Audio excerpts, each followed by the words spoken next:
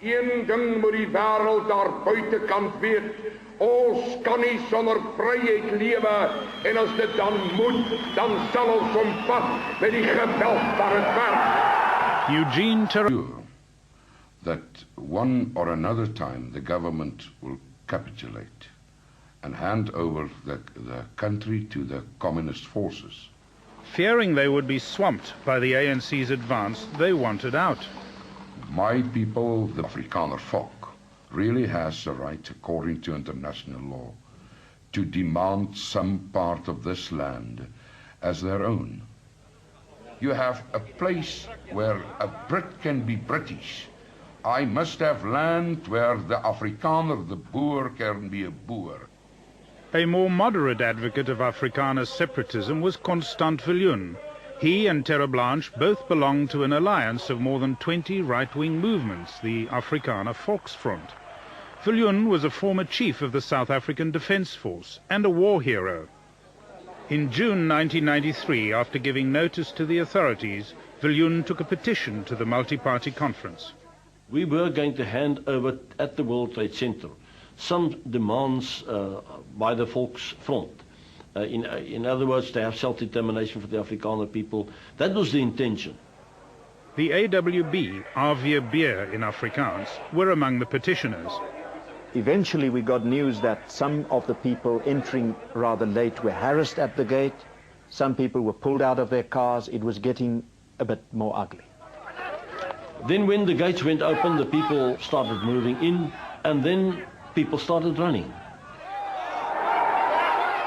Terre Blanche was leading the AWB contingent.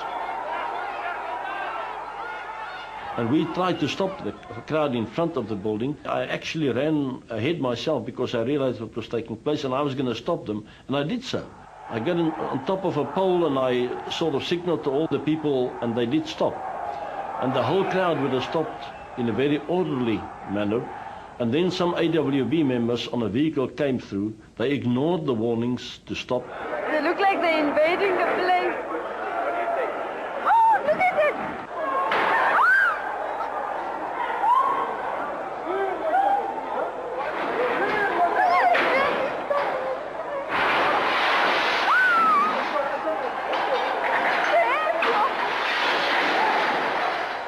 They must shoot them. Speak out of way.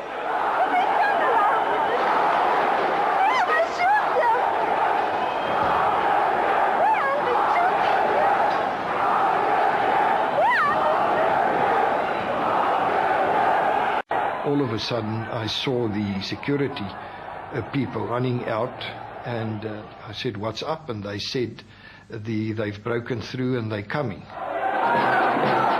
And then my own security man simply grabbed hold of me and ran.